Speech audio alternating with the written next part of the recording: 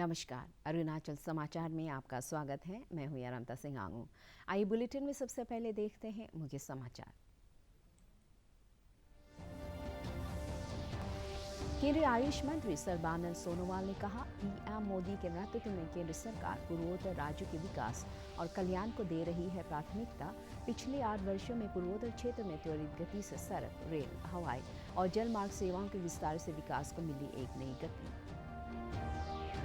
प्रधानमंत्री नरेंद्र मोदी की अध्यक्षता में केंद्रीय कैबिनेट की बैठक में वर्ष 2022-23 के लिए खरीफ सीजन की 17 फसलों की एमएसपी बढ़ाने का निर्णय। धान की एमएसपी में 100 रुपये, मूंग दाल में 480 रुपये, उड़द और तूर दाल में 300 रुपये प्रति क्विंटल की हुई बढ़ोतरी। आइकॉनिक वीक के तहत आज Dorjee Khandu state convention centre Itanagar में क्रेडिट आउटरीच कार्यक्रम आयोजित। इस अवसर पर प्रधानमंत्री बीमा योजना, अटल पेंशन योजना, मुद्रा लोन सहित विभिन्न क्रेडिट लिंक्ड योजनाओं के आवेदन के लिए दिए गए और लाभार्थियों को दिया गया योजनाओं का लाभ। केंद्रीय आयुष मंत्री सर्बानंद सोनोवाल ने कहा है कि प्रधानमंत्री नरेंद्र मोदी के नेतृत्व में केंद्र सरकार पूर्वोत्तर राज्यों के विकास और कल्याण को प्राथमिकता दे रही है। रीजनल आयुर्वेद रिसर्च संस्थान ईटानगर में संवाददाताओं को संबोधित करते हुए श्री सोनोवाल ने कहा कि मोदी सरकार ने पिछले 8 वर्षों में गरीबों के उत्थान के लिए योजनाओं को प्रभावी तरीके से लागू किया है। उन्होंने कहा कि पूर्वोत्तर क्षेत्र में त्वरित गति से रेल नेटवर्क, सड़कों, जलमार्ग और हवाई सेवा का विस्तार से विकास को एक नई गति मिली है। इससे पहले केंद्रीय आयुष मंत्री ने रीजनल आयुर्वेद रिसर्च संस्थान के परिसर में स्वच्छता अभियान में हिस्सा लिया और सेवाओं का निरीक्षण किया।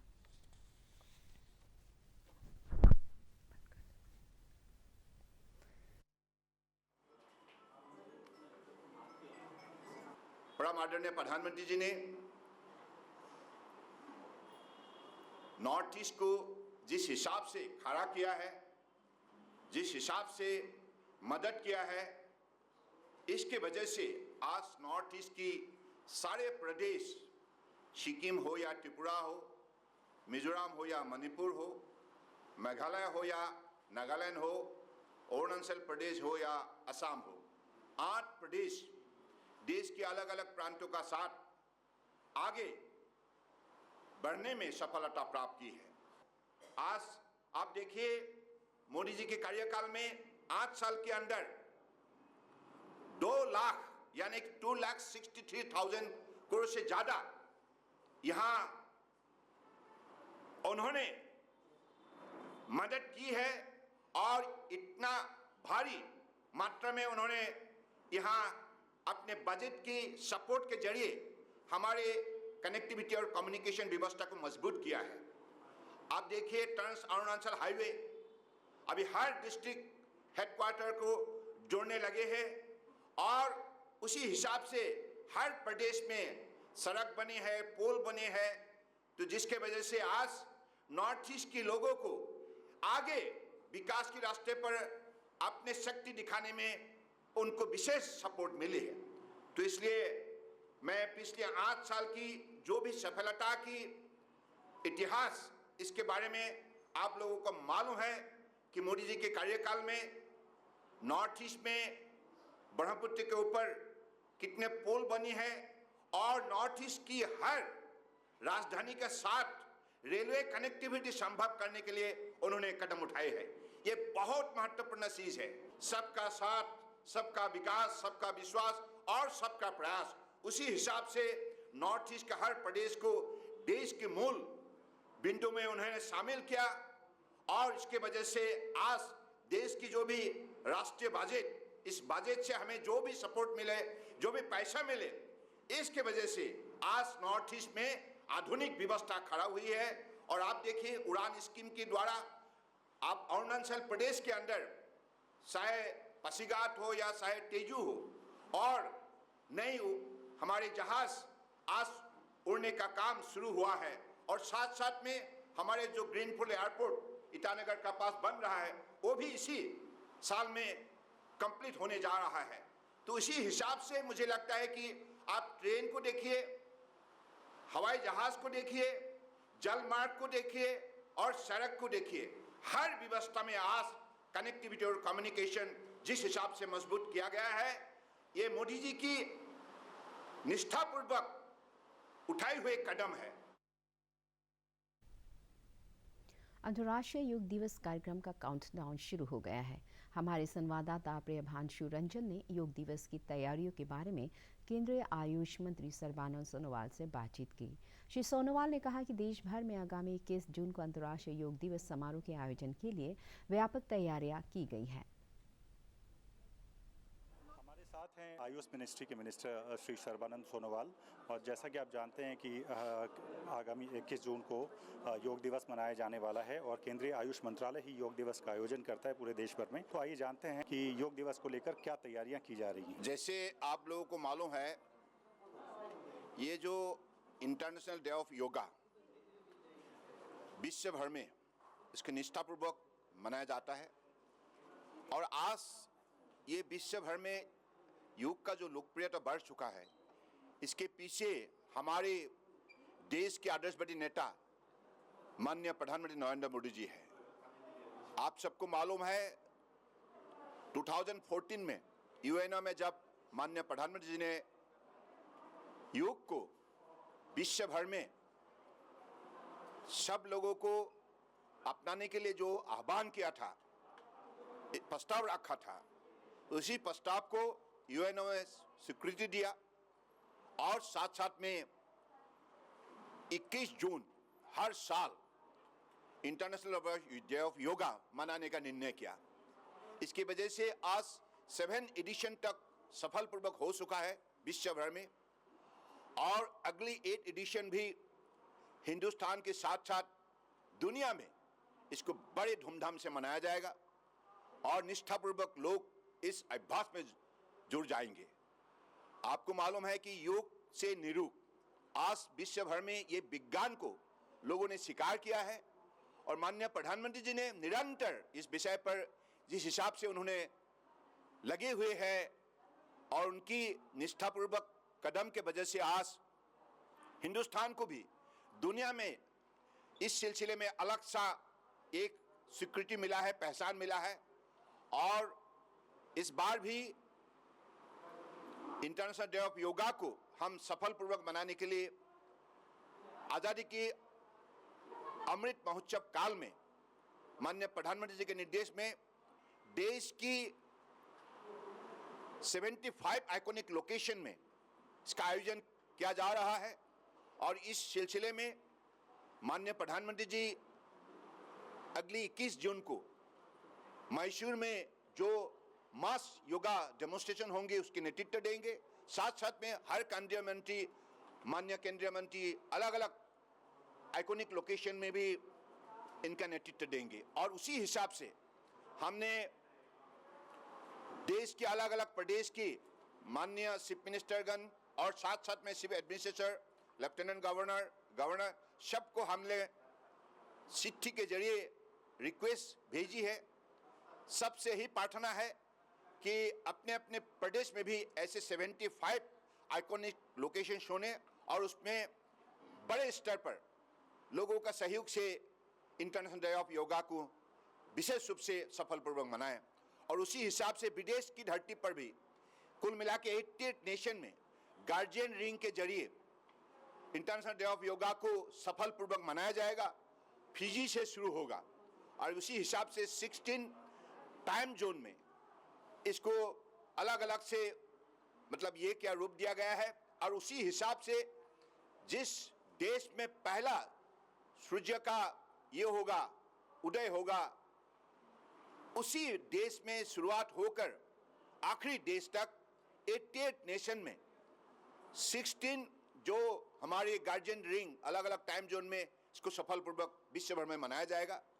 और इस बार सारे इंटरनेशनल डे ऑफ योगा का मूल थीम है योगा फॉर ह्यूमैनिटी, मानवता के लिए योगा है और योग से तन मन आत्माओं का जो महामिलन होते हैं जिससे हर मानव को, हर इंसान को अपने आप को तंदुरुस्त रखने के लिए, सुस्वस्थ रखने के लिए काम में आते हैं और अपने व्यक्तित्व और अपने ज्ञान, अपने आध्यात्मिक शक्ति बढ़ाने का जो मदद मिलती है। तो इसी हिसाब से आज योग जो विज्ञान को दुनिया ने बड़े श्रद्धापूर्वक अपनाया है। तो योग दिवस की तैयारियों के बारे में जानकारी दे रहे थे केंद्रीय आयुष मंत्री। ईटानगर से अपने कैमरामैन रातुल तेरोन के साथ मैं प्रियभांशु रंजन, डीडी न्यूज़। राज्यपाल डॉक्टर बी.डी. मिश्रा और मुख्यमंत्री पेमा खांडू ने केंद्रीय आयुष मंत्री सर्बानंद सोनोवाल के साथ आज ईटानगर में बैठक के दौरान राज्य के विकास से जुड़े विभिन्न विषयों पर चर्चा की। प्रदेश भाजपा अध्यक्ष वीराम वाघे के नेतृत्व में एक प्रतिनिधिमंडल ने श्री सोनोवाल से मुलाकात की। प्रधानमंत्री नरेंद्र मोदी की अध्यक्षता में आज हुई केंद्रीय कैबिनेट की बैठक में वर्ष 2022-23 के लिए खरीफ सीजन की 17 फसलों की एमएसपी बढ़ाने का निर्णय लिया गया। मंत्रिमंडल के फैसलों की जानकारी देते हुए केंद्रीय सूचना एवं प्रसारण मंत्री अनुराग सिंह ठाकुर ने बताया कि धान की एमएसपी में 100 रुपये की बढ़ोतरी करते हुए 2040 रुपये प्रति क्विंटल कर दिया गया है। उन्होंने बताया कि मूंग दाल की एमएसपी में 480 रुपये, उड़द और तूर दाल में 300 रुपये और सूरजमुखी बीज पर 385 रुपये प्रति क्विंटल की बढ़ोतरी की गई है। श्री सिंह ने कहा कि किसानों की आय बढ़ाने के लिए केंद्र सरकार ने किसान सम्मान निधि के तहत अब तक 2 लाख करोड़ रुपए किसानों के बीच वितरित किए हैं और फर्टिलाइजर पर 2,10,000 करोड़ रुपए की सब्सिडी दी गई है। उन्होंने बताया कि केंद्र सरकार किसानों को फसलों पर उनकी लागत मूल्य से 50% अधिक एमएसपी के रूप में दे रही है। ईटानगर राजधानी क्षेत्र के जिला परिवहन अधिकारी तेची तुकाप ने बताया है कि जिले में जल्द ही QR कोड से लैस ड्राइविंग लाइसेंस जारी किए जाएंगे। श्री तुकाप ने कहा कि उन्होंने परिवहन विभाग को इस बारे में एक प्रस्ताव सौंपा है और उम्मीद है कि जल्द ही सरकार के स्तर पर इस बारे में आवश्यक निर्देश जारी किए जाएंगे। जिला परिवहन अधिकारी ने बताया कि QR कोड वाले ड्राइविंग लाइसेंस को स्कैन करते ही वाहन निर्माता और वाहन मालिक का पूरा विवरण हासिल किया जा सकता है और इसे अपने साथ रखना भी आसान है।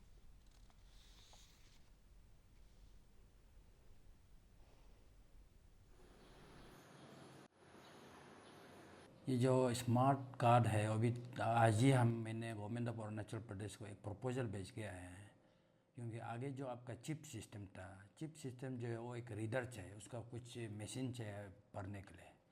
तो आजकल आया ये आपका वो जो QR कोड सिस्टम है, ये जो QR कोड आता है, तो ये QR कोड में आपका QR जो ऐप है उसको डाउनलोड करके ये करने से आपका उसमें स्कैन करने से उसमें आपका डिटेल्स पूरा निकल जाए। ये RC बुक, रजिस्ट्रेशन सर्टिफिकेट किसका है उसका डिटेल्स पूरा मिल जाएगा। तो ये एक लेटेस्ट जो हम लोग का गवर्नमेंट ऑफ ये इंडिया का ये जो किया वाला है, तो उसी बेस में हम लोग इसको स्मार्ट ये एक जो रजिस्ट्रेशन सर्टिफिकेट है इसका बैक पेज में आपका QR कोड सिस्टम है, क्विक रेस्पॉन्स जो सिस्टम है तो उसी में है। तो इसको हम लोग स्मार्ट कार्ड में ले आने के लिए आज ही हम प्रपोजल दे के आए। तो ये जो है आपका जो आप लोग का प्रेजेंट जो ड्राइविंग लाइसेंस फॉर्म, उसमें भी QR कोड सिस्टम है। तो उसमें अगर स्कैन करके उसमें आप फोकस करेगा तो उसमें आपका ये पूरा डिटेल्स उसका ये ड्राइविंग लाइसेंस वैलिडिटी किसका नाम में क्या है पूरा मिला है। तो इसमें वो एक सेफ्टी हम लोग का फीचर्स होता है, सिक्योरिटी होता है इसमें। तो ये हम लोग आज ही proposal government of Arunachal Pradesh को हम लोग दे के आया है। ये हम इसको परस्यू करेगा। आज हम डायरेक्टर को सबमिट किया, डायरेक्टर से फिर सेक्रेटरी में जाएगा, सेक्रेटरी से फिर हम लोग गवर्नमेंट लेवल में जाएगा, गवर्नमेंट लेवल से अप्रूवल होने के बाद हम लोग तुरंत हम लोग को इस पर थोड़ा जल्दी ये हम लोग इम्प्लीमेंट करने के लिए कोशिश करेगा। आइकॉनिक वीक के तहत आज Dorjee Khandu state convention centre Itanagar में क्रेडिट आउटरीच कार्यक्रम आयोजित किया गया। इस अवसर पर नाबार्ड, SBI सहित विभिन्न बैंकों और केंद्र सरकार की क्रेडिट लिंक्ड योजनाओं से संबंधित अधिकारी मौजूद थे। नाबार्ड के जनरल मैनेजर पार्थो साहा ने बचत योजना और विभिन्न रोजगार परक कार्यक्रमों के लिए बैंकों द्वारा दी जाने वाली सहायता के बारे में जानकारी दी। SBI ईटानगर के lead district manager S. Ranjit Singh ने बताया कि इस अवसर पर प्रधानमंत्री बीमा योजना, अटल पेंशन योजना, मुद्रा लोन सहित विभिन्न क्रेडिट लिंक्ड योजनाओं के लिए आवेदन लिए गए और लाभार्थियों को योजनाओं का लाभ प्रदान किया गया। और बिजनेस भी अच्छा से चल रहा है। मेरा बिजनेस बैंक गांधी मार्केट में। As part of this program again, we are holding a credit outreach camp here in Itanagar, and this is being held in other districts of the state also. And in addition to the credit camp, we are having financial literacy camps also. And all the bank branches in Itanagar, we have explained about insurance schemes of PMJJBY, PMSBY, and Atal Pension Yojana also. We have invited all the Mudra beneficiaries or Mudra applicants who want to start their own business, and we have distributed sanction letters also today, and we are committed that we'll do a very good number of loan applications and sanction all those loan applications within a very, very short time, say most probably within 1 month. भारतीय reserve bank RBI ने प्रमुख ब्याज दर repo rate में 50 आधार अंक की बढ़ोतरी करते हुए इसे 4.9% कर दिया है। रिजर्व बैंक के गवर्नर शक्तिकांत दास ने घोषणा की कि मौद्रिक नीति समिति ने सर्वसम्मति से तत्काल प्रभाव से प्रमुख ब्याज दर में 50 आधार अंक की बढ़ोतरी का फैसला किया है। रिजर्व बैंक के गवर्नर ने कहा कि पहली तिमाही में मुद्रास्फीति की दर 6% से ऊपर रहने का अनुमान है। उन्होंने कहा कि मुद्रास्फीति को तय लक्ष्य पर लाने के लिए कदम उठाए जा रहे हैं। रिजर्व बैंक के गवर्नर ने कहा कि स्थायी जमा सुविधा और सीमांत स्थायी सुविधा की दरों में भी 50 आधार अंक की वृद्धि की है। स्थायी जमा सुविधा यानी SDF की दर 4.65% और सीमांत स्थायी सुविधा यानी MSF की दर 5.15% हो गई है। मुख्यमंत्री पेमा खांडू ने दीनदयाल उपाध्याय स्वावलंबन योजना की लाभार्थी लोहित जिले की मिनीलू माम का वीडियो शेयर करते हुए कहा है कि इस योजना का लाभ उठाकर राज्य के युवा दूसरों के लिए भी रोजगार के अवसर पैदा कर रहे हैं। मिनीलू माम ने बेकरी स्थापित किया है जिसमें उन्होंने 6 लोगों को रोजगार दिया है।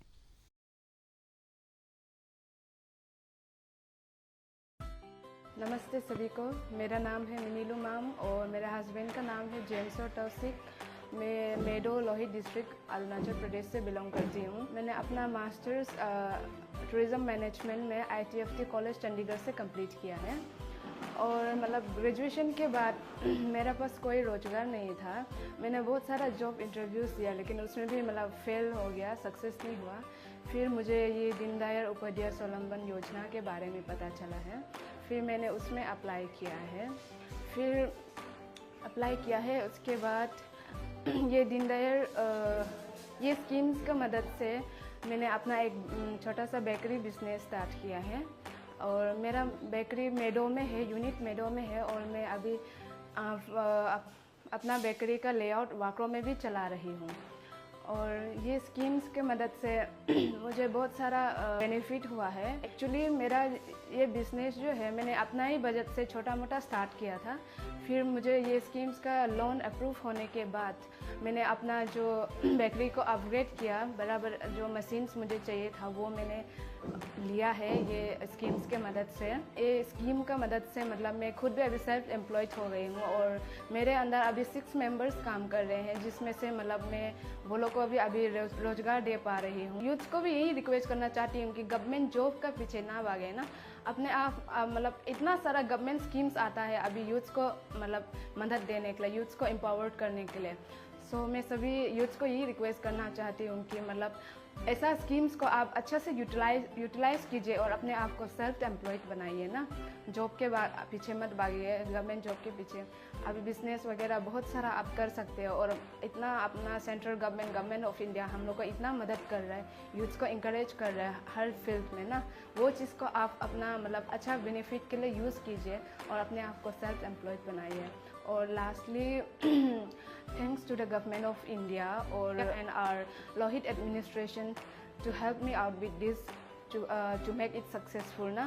मेरे बिजनेस को सक्सेस करने के लिए लोहित एडमिनिस्ट्रेशन और जितने भी SBI के मेंबर्स थे, स्टाफ्स थे, उन्होंने भी बहुत मदद किया।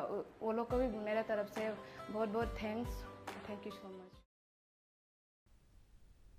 अरुणाचल समाचार के आज के अंक में इतना ही। जाने से पहले आप सभी से अनुरोध है कि कोविड-19 के दिशा निर्देशों का पालन करें, हमेशा मास्क लगाएं, बार बार हाथ धोएं और सोशल डिस्टेंसिंग के नियमों को मानें। कोरोना महामारी से बचाव के लिए आपका वैक्सीन लगवाना भी जरूरी है। अगर आप वैक्सीन लगवाने के पात्र हैं तो ज़रूर लगवाएं। हम कल फिर हाजिर होंगे अरुणाचल और देश दुनिया की खबरों के साथ। चलते चलते आपको बता दें कि आप अरुणाचल समाचार हमारे YouTube channel DD news Arunachal पर भी देख सकते हैं। देखते रहिए अनुप्रभा। नमस्कार।